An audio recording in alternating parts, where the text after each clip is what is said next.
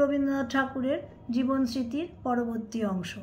শিশু বয়সে অন্তঃপুর যখন আমাদের কাছে দূরে থাকিত, তখন মনে মনে সেইখানেই আপনার কল্পলোক সৃজন করিয়াছিলাম।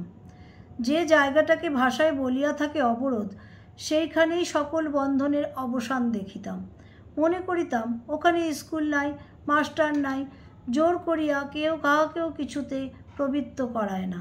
ওখানকার নিভৃত অবকাশ অত্যন্ত রহস্যময়।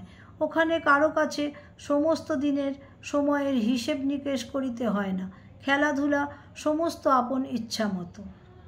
বিশেষত দেখিতাম ছোড় দিদি মানে বর্ণকুমারী দেবীর কথা বলা হচ্ছে, আমাদের সঙ্গে সেই একই নীলকমল পণ্ডিত মহাশয়ের কাছে পড়িতেন, কিন্তু পড়া করিলেও তাহার সম্বন্ধে যেমন বিধান, না করিলেও সেইরূপ।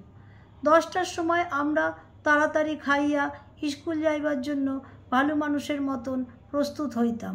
তিনি বেনি দোলাইয়া দিব্য নিশ্চিন্ত মনে বাড়ির ভিতর দিকে চলিয়া যাইতেন দেখিয়া মনটা বিকল হইত। তাহার পরে গলায় সোনার হারটি পরিয়া বাড়িতে যখন নববধূ আসিলেন, নববধূ মানে কাদম্বরী দেবীর কথা বলা হচ্ছে, তখন অন্তঃপুরের রহস্য আরও ঘনীভূত হইয়া উঠিল।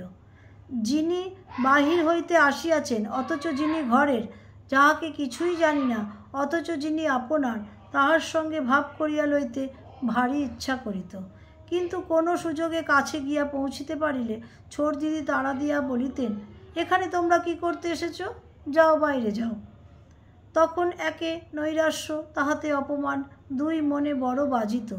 তারপরে আবার তাহাদের আলমারিতে সার্সির পাল্লার মধ্য দিয়া সাজানো দেখিতে পাইতাম কাঁচের এবং চীনামাটির কত দুর্লভ সামগ্রী, তাহার কত রং এবং কত সজ্জা।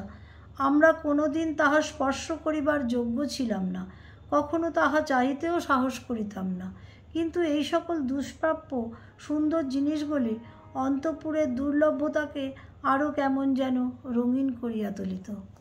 আজ এই পর্যন্ত। পরবর্তী অংশ পরবর্তী দিনে। নমস্কার।